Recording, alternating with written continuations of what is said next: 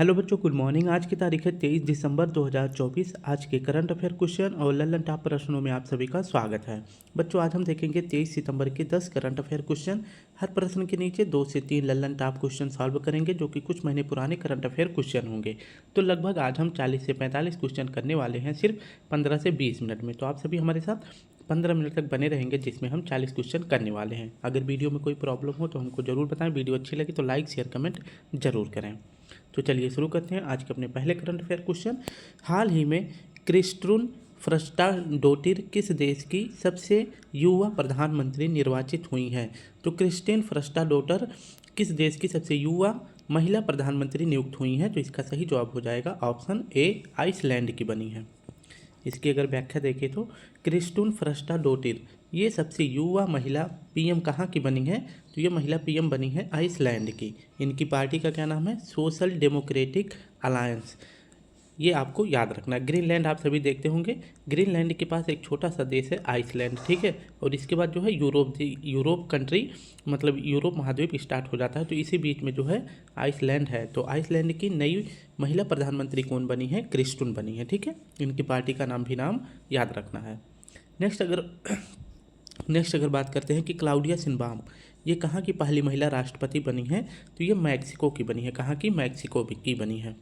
Italy की पहली महिला अगर पूछे प्रधानमंत्री कौन बनी है, तो जॉर्जिया मेलानी। वर्तमान में कौन है? जॉर्जिया मेलानी है। हाल ही में 7वें राष्ट्रीय पोषण माह में शीर्ष प्रदर्शन करने वाला राज्य कौन सा है? तो महाराष्ट्र है। और वहीं पूछे कि राष्ट्रीय पोषण माह इस बार किस महीने को घोषित किया गया था? तो यह किया गया है सितंबर महीने को, ठीक है। तो ये भी आपको याद रख लेना है। नेक्स्ट अगर बात करते हैं दूसरा प्रश्न, हाल ही में संयुक्त राष्ट्र आंतरिक न्याय परिषद का अध्यक्ष किसे नियुक्त किया गया है? तो इसका सही विकल्प हो जाएगा मदन लोकुर को। ऑप्शन बी हमारा सही हो जाएगा। यूएनओ इसकी स्थापना कब होती है? 24 अक्टूबर 1945 को होता है। इसका मुख्यालय कहाँ है? न्यूयॉर्क मैनहट्टन द्वीप पर है। इसके महासचिव कौन बनाए गए हैं? तो एंटोनियो गुटारेस बनाए गए हैं। यूएनओ की एक काउंसिल सभा होती है जिसका नाम है संयुक्त आंतरिक न्याय परिषद। इसमें जो है 5 सदस्यों की नियुक्त करी गई है। किसके द्वारा? एंटोनियो गुटारेस के द्वारा करी गई है। और इसी संयुक्त आंतरिक न्याय परिषद का अध्यक्ष किसे बनाया गया है? तो मदन लोकुर को बनाया गया है। ये भारतीय हैं और इनका कार्यकाल कितने वर्ष के लिए है? तो ये 4 वर्ष के लिए है, यानी कि इनका कार्यकाल जो है 2028 तक रहने वाला है, ठीक है। तो संयुक्त आंतरिक न्याय परिषद के अध्यक्ष कौन बनाए गए हैं? मदन लोकुर, जिनकी नियुक्ति किसने करी है? एंटोनियो गुटारेस ने करी है। नेक्स्ट बात कर लेते हैं कि यूएनओ का एक यूनाइटेड नेशन जनरल असेंबली होता है। इसका जो है 79वां सत्र जो है, इसकी अध्यक्षता अगर पूछे कौन कर रहे हैं, तो फिलिमॉन यांग कर रहे हैं। और ये किस देश के हैं? तो ये कैमरून देश के हैं, ठीक है। नेक्स्ट अब कुछ महत्वपूर्ण पदों पर जो भारत में नियुक्त हैं उनको देख लेते हैं। जैसे संजय मल्होत्रा ये आरबीआई के 26वें नंबर के गवर्नर बने हैं। संजय मूर्ति ये सीएजी बने हैं। संजीव खन्ना जी वर्तमान में मुख्य न्यायाधीश हैं सुप्रीम कोर्ट के। नेक्स्ट बात करते हैं यूएनओ में भारत के अस्थायी प्रतिनिधि कौन नियुक्त हुए हैं? तो पी हरीश जी नियुक्त हुए हैं। तीसरा प्रश्न हमारा है, हाल ही में प्रधानमंत्री मोदी को सर्वोच्च सम्मान द ऑर्डर ऑफ मुबारक अल कबीर से किसे सम्मानित किया गया है? तो द ऑर्डर ऑफ मुबारक से अभी जो है प्रधानमंत्री मोदी जी को सम्मानित किया गया है। यह सर्वोच्च सम्मान अगर पूछे किस देश का है, तो यह कुवैत का है। सॉरी। इसकी अगर व्याख्या देखें तो पीएम मोदी अभी जो है कुवैत की यात्रा पर हैं और कुवैत जाने वाले ये 43 वर्षों में पहली बार जाने वाले पहले प्रधानमंत्री बने हैं। इनके पहले कौन गया था? तो श्रीमती इंदिरा गांधी जी गई थी, लेकिन 43 वर्षों के बाद जो है कोई पीएम जो है कुवैत गए हैं। तो यहीं पर जो है सर्वोच्च सम्मान जिसका नाम है मुबारक अल कबीर है, मुबारक अल कबीर सम्मान जो है किसे प्रदान किया गया है? तो यह प्रदान किया गया है पीएम मोदी जी को, ठीक है। और पीएम मोदी जी अब तक जो है 20 देशों के सर्वोच्च सम्मान से सम्मानित किए जा चुके हैं। अब बात कर लेते हैं कि कुवैत की राजधानी का क्या नाम है? तो कुवैत की राजधानी का नाम है कुवैत सिटी। और यहीं पर जब पीएम मोदी जी गए थे तो यहाँ पे एक कार्यक्रम शुरू किया गया था। और यहाँ पे जो कुवैत में भारतीय नागरिक काम करते हैं तो वो भी इस कार्यक्रम में भाग लिए थे। और इस कार्यक्रम का नाम रखा गया था हल्ला मोदी कार्यक्रम। हल्ला मोदी कार्यक्रम। तो मोदी जी जिस प्रोग्राम में गए वहाँ पे हल्ला हो गया, तो ऐसे याद करेंगे तो याद हो जाएगा, ठीक है। तो इस प्रोग्राम की शुरुआत किसने करी है? पीएम मोदी जी ने करी है। और वहीं पर जो है बात करते हैं कि 26वें क्रम का जो अरेबियन गल्फ कप है इसका भी आयोजन पीएम मोदी जी के द्वारा इसकी शुरुआत करी जाती है और इसका आयोजन अगर पूछे कहाँ किया गया है तो कुवैत में ही किया गया है। नेक्स्ट प्रश्न हमारा है, हाल ही में मिस यूनिवर्स इंडिया 2024 का खिताब किसने जीता है? तो मिस यूनिवर्स इंडिया 2024 का खिताब जीता है रिया सिंघा ने। वहीं बात करते हैं कि मिस यूनिवर्स 2024 कौन बनी है? विक्टोरिया केजर बनी है और ये किस देश की हैं? तो ये डेनमार्क की हैं। कहाँ की? डेनमार्क की हैं। और नेक्स्ट आप सभी के लिए प्रश्न है, मिस वर्ल्ड 2024 कौन है? तो इसका जवाब आप सभी हमें कमेंट बॉक्स में जरूर देंगे। नेक्स्ट प्रश्न है, हाल ही में भारतीय महिला क्रिकेट टीम ने किसे हराकर पहला अंडर 19 T20 महिला एशिया कप जीता है? तो यह पहली बार इसका आयोजन किया गया है। महिला अंडर 19 T20 एशिया कप इसको किसने जीता है? तो भारतीय महिला टीम ने इसको जीत लिया है। इस कप को किसको मतलब किसे हराकर जीता है? तो बांग्लादेश को हराकर जीता है। इसकी अगर व्याख्या देखें तो अंडर 19 T20 महिला एशिया कप इसका पहली बार आयोजन किया गया है। कहाँ पर? मलेशिया की राजधानी कोलालमपुर में किया गया था। और इसमें विजेता कौन बना है? तो विजेता भारत बना है और उप विजेता इसमें बांग्लादेश बना है। इसमें जो है टोटल कुल 6 टीमों ने इसमें भाग लिया था। और इसमें जो है अगर पूछे कि मैन ऑफ द सीरीज किसे बनाया गया है? तो गोगुंडी त्रिशा जी को बनाया गया है। ठीक है, तो इसे जीता किसने है? भारत ने जीता है। किसको हरा दिया है? बांग्लादेश को। तो याद रखेंगे इसका पहली बार ही आयोजन किया गया है। नेक्स्ट अगर बात करते हैं कि बांग्लादेश की राजधानी का क्या नाम है? ढाका है और यहाँ की करेंसी जो है टका है। T20 वर्ल्ड कप 2024 विजेता कौन बना है? तो यह विजेता बना है न्यूजीलैंड। और न्यूजीलैंड ने किसको हराया है? तो साउथ अफ्रीका को हरा दिया था। तो इसका आयोजन अगर पूछे कहाँ किया गया था? तो UAE में किया गया था। कहाँ करना चाहिए था? तो यह बांग्लादेश में होना चाहिए था, लेकिन बांग्लादेश में जो है शेख हसीना जी जो है भाग जाती हैं, तो इसका आयोजन किया गया है UAE में। ठीक है, हाल ही में अंतर्राष्ट्रीय शांति दिवस 2024 कब मनाया गया है? तो 21 सितंबर को मनाया गया है। नेक्स्ट अगर बात करते हैं कि 18वीं बहुत ही महत्वपूर्ण क्वेश्चन है, तो इसे पूरी व्याख्या के साथ देखेंगे, 1 से 2 बार भी पढ़ लेंगे, अच्छा रहेगा। 18वीं भारत वन स्थिति रिपोर्ट 2023 के अनुसार अधिकतम वृद्धि वाला राज्य कौन सा है? तो वनों के मामले में अधिकतम वृद्धि करने वाला राज्य कौन सा है? तो यह छत्तीसगढ़ है। ठीक है, और दूसरे नंबर पर उत्तर प्रदेश है। तो वृद्धि के मामले में छत्तीसगढ़ है। वैसे पूरी व्याख्या देखेंगे तो आप सभी को प्रश्न अच्छा लगेगा और ये क्वेश्चन जरूर पूछा जाएगा। ठीक है, अब बात कर लेते हैं इंडियन फॉरेस्ट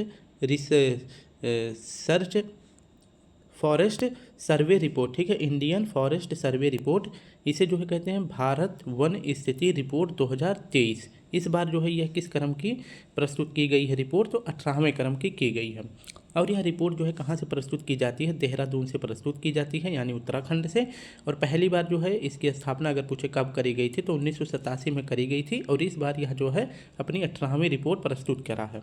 और किसने यह रिपोर्ट जारी किया है? तो डॉक्टर भूपेंद्र यादव जी ने करा है, जो कि पर्यावरण मंत्री हैं। ठीक है, अब हम अपने प्रश्न को देखते हैं कि भारत में अगर पूछे कुल क्षेत्रफल का वन और वृक्ष कितना प्रतिशत है? तो वन और वृक्ष के मामले में अगर देखा जाए कुल क्षेत्रफल कितना है वन और वृक्ष का? तो 8,27,257 किलोमीटर स्क्वायर जो है किसका क्षेत्रफल है? वन और वृक्ष का है। ठीक है, और जिसमें अगर बात कर लेते हैं कि भारत का जो टोटल मान लीजिए भारत का क्षेत्रफल 100% है, 100% में से वन और वृक्ष का टोटल कितना प्रतिशत है? तो 25.17% है। और पहले 2023 के पहले यह रिपोर्ट के मतलब किसके अनुसार जारी किया जाता था? तो 2017 के अनुसार यह आंकड़ा जो है जारी किया जाता था, तो लगभग जो है 24 पॉइंट कुछ प्रतिशत था। लेकिन ये जो 2023 वाला आंकड़ा जारी कर देने के बाद अब यह जो है कितना हो गया है? तो 25.17% हो गया है। ठीक है, तो कितना? तो ये आपको ये भी डाटा याद रखना है। और वृद्धि के मामले में देखा जाए तो कितना था? 24% था 2017 के बाद। और 2023 में यह कितना हो गया है? तो कितना वृद्धि किया है कितना क्षेत्रफल पर? तो 1445 किलोमीटर स्क्वायर की वृद्धि करी है। ठीक है, तो अगर नेक्स्ट बात कर लेते हैं कि अगर इसमें जो है टोटल वन और वृक्ष का हमने देखा है कि 8,27,357 किलोमीटर स्क्वायर है, लेकिन अगर अलग अलग देखें तो वन का कितना है?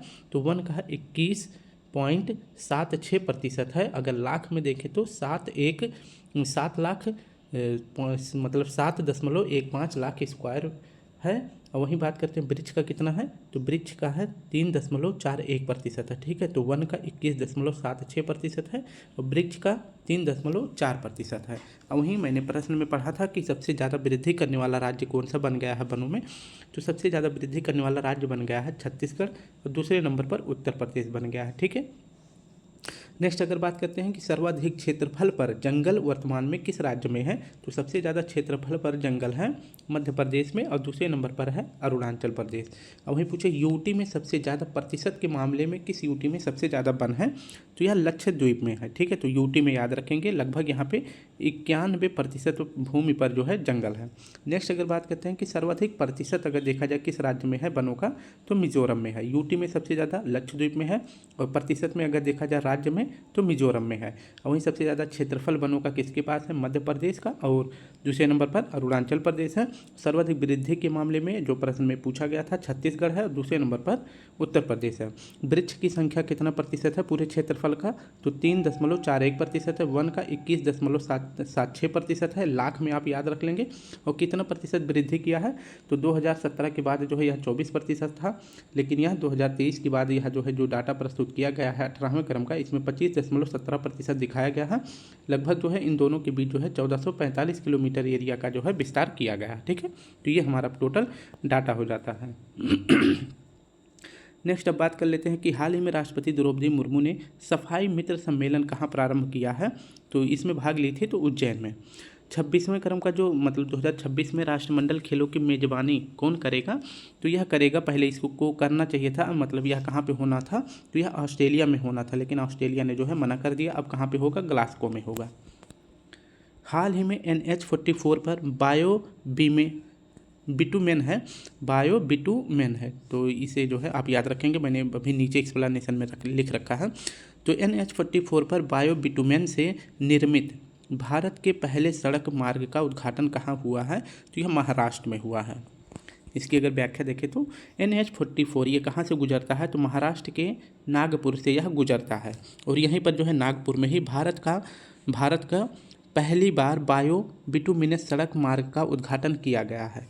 बायो बिटुमिनस का क्या मतलब होता है, इसका मतलब होता है कि जो खेतों में जो परालियाँ वगैरह फूंक दी जाती हैं उसको अब फूंकना नहीं है, वो सरकार जो है खुद खरीद लेगी और उससे जो है बायो बिटुमेन सड़क मार्ग का निर्माण करेगी, ठीक है। तो इसका उद्घाटन किसने किया है, श्री नितिन गडकरी जी ने करा है, जो कि वर्तमान में सड़क मंत्रालय के मंत्री हैं। इसका उद्देश्य मैंने क्या बता दिया, इसका क्या अर्थ है बायो बिटुमेन का, तो इसका अर्थ है अब फसल से जो अपशिष्ट से निर्मित सड़क, यानी कि जो फसल अपशिष्ट से निर्मित सड़क, यानी कि जो फसलों के अपशिष्ट निकलते हैं उससे जो है क्या किया जाए, सड़क का निर्माण किया जाएगा। यानी कि जो पराली फूंकी जाती है उस पराली पर अंकुश लगाया जाएगा, जिससे पर्यावरण प्रदूषण भी कम होगा और इसकी लागत, जो सड़क बनाई जाएगी इसकी लागत भी कम होगी और इसमें जो है रोजगार का सृजन भी होगा, ठीक है। तो भारत में पहली बार बायो बिटुमेन सड़क मार्ग का उद्घाटन कहाँ किया गया है, तो यह NH44 पर किया गया है, जो कि नागपुर से मतलब जो नागपुर में है और यह जो है महाराष्ट्र के अंतर्गत आता है, यहीं पर जो है इस सड़क का निर्माण किया गया है, ठीक है। नेक्स्ट अगर बात कर लेते हैं, हाल ही में 47वीं वर्ल्ड स्किल 2024 प्रतियोगिता का आयोजन कहाँ किया गया है, तो यह फ्रांस में किया गया है। हाल ही में विश्व ओजोन दिवस कब मनाया गया है, तो यह 16 दिसंबर को मनाया गया है, क्योंकि 1987 में पहली बार ओजोन संरक्षण के लिए मॉन्ट्रियल प्रोटोकॉल होता है 16 दिसंबर 1987 को, इसलिए हर साल विश्व ओजोन दिवस कब मनाया जाता है, 16 दिसंबर को मनाया जाता है। नेक्स्ट बात करते हैं, हाल ही में वित्त मंत्री सीतारमण जी की अध्यक्षता में GST परिषद की 55वीं बैठक कहाँ हुई है, तो GST परिषद की 55वीं बैठक कहाँ पर हुई है, जैसलमेर राजस्थान में हुई है। इसकी व्याख्या देखें तो GST का अगर पूछे कि हमारे संविधान में किस अनुच्छेद के तहत GST हमारे संविधान में जोड़ा गया था, तो 101वां कॉन्स्टिट्यूशन अमेंडमेंट के द्वारा GST हमारे संविधान में जोड़ा गया था, ठीक है। GST के लिए अनुच्छेद अगर पूछे कौन सा है, तो 246A है और GST हमारे संविधान में यानी कि हमारे देश में कब लागू हुआ था, तो 1 जुलाई 2017 से पूरे देश में लागू हो गया था, सिर्फ जम्मू कश्मीर को छोड़कर, ठीक है। नेक्स्ट अगर बात करते हैं, GST जो है समवर्ती सूची पर लगने वाला अप्रत्यक्ष कर है, ठीक है, यानी कि GST जो है अप्रत्यक्ष कर है।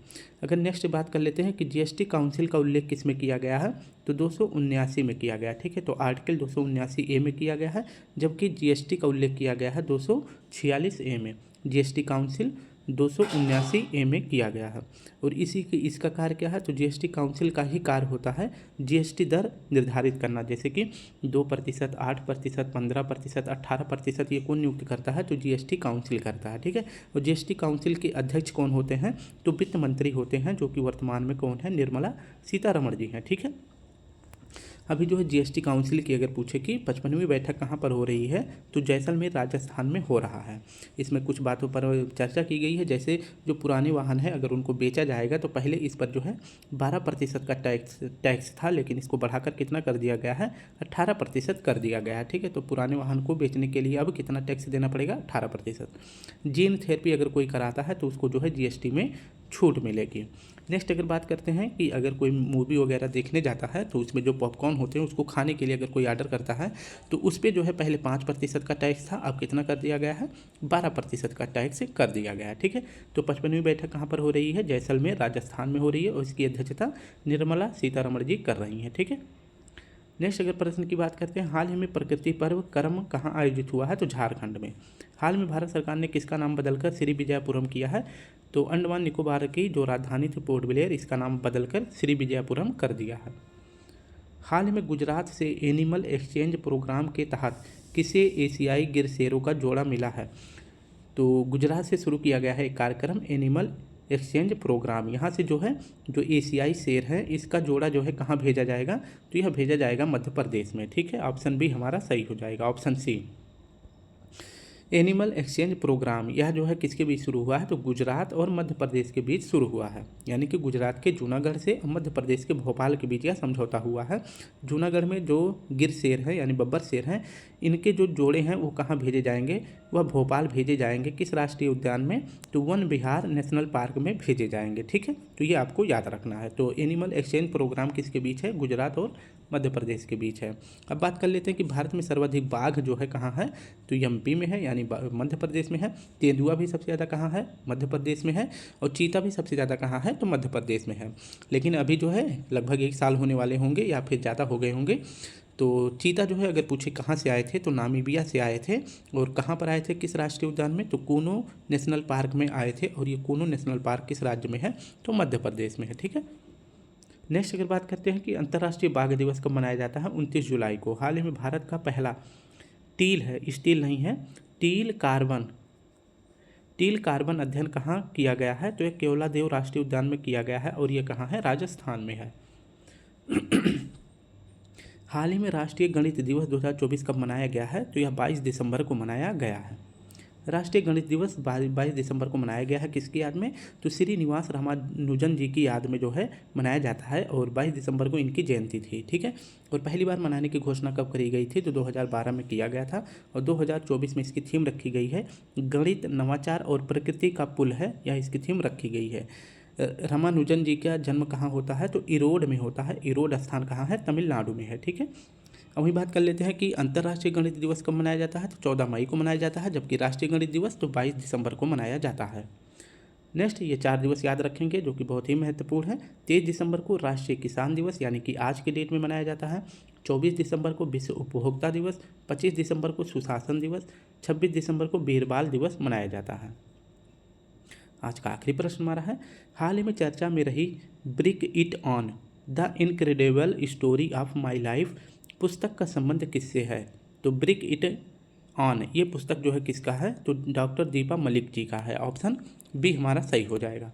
इसकी अगर व्याख्या देखें तो ब्रिंग इट ऑन पुस्तक अगर पूछे किसका है, तो यह इसके लेखक हैं डॉक्टर दीपा मलिक जी हैं। और ये जो है पैरा एथलीट हैं और इन्होंने 2016 रियो ओलंपिक में भारत के लिए जो है शॉट पुट में सिल्वर मेडल जीता था। ठीक है। यानी कि इनकी जो रीढ़ की हड्डी थी उसमें कैंसर हो गया था, इसके बाद भी जो है ये पैरालाइज हो जाती हैं। और बाकी का इनका ऊपर का तो काम मतलब ऊपर का भाग जो है हाथ पैर तो काम करता, मतलब हाथ या मतलब कमर के नीचे का भाग इनका काम नहीं करता है, बाकी तो ऊपर का करता था। तो जो है इन्होंने शॉट पुट में जो है भारत के लिए सिल्वर मेडल जीता था, किसमें, 2016 के रियो ओलंपिक में। ठीक है।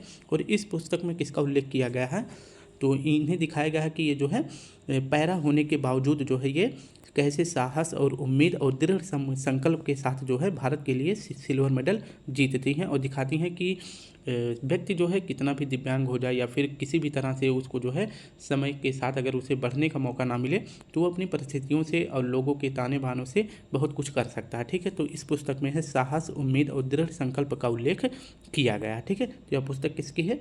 ब्रिंग इट ऑन, तो डॉक्टर दीपा मलिक जी की है। ठीक है, नेक्स्ट बात कर लेते हैं आई हैव द स्ट्रीट पुस्तक किसकी है? आर अश्विन जी की है और इन्होंने मतलब अभी क्रिकेट से संन्यास लेने की भी घोषणा कर दी है। सोर्स कोड पुस्तक किसकी है? बिल गेट्स की है। यह बिल गेट्स की आत्मकथा है। यह कब रिलीज होगी? तो 2025 में रिलीज होगी। राष्ट्रपति द्रौपदी मुर्मू ने विश्व शांति बुद्ध विहार का उद्घाटन कहाँ किया है? महाराष्ट्र में किया है। तो बच्चों इस प्रकार से हमने अपने सभी क्वेश्चनों को पूरी व्याख्या के साथ सॉल्व कर लिया है 20 मिनट में। अगर आप सभी को वीडियो अच्छी लगे तो लाइक शेयर कमेंट जरूर करें। कल फिर मिलते हैं, तब तक के लिए आप सभी को प्यारा सा जय हिंद, जय भारत।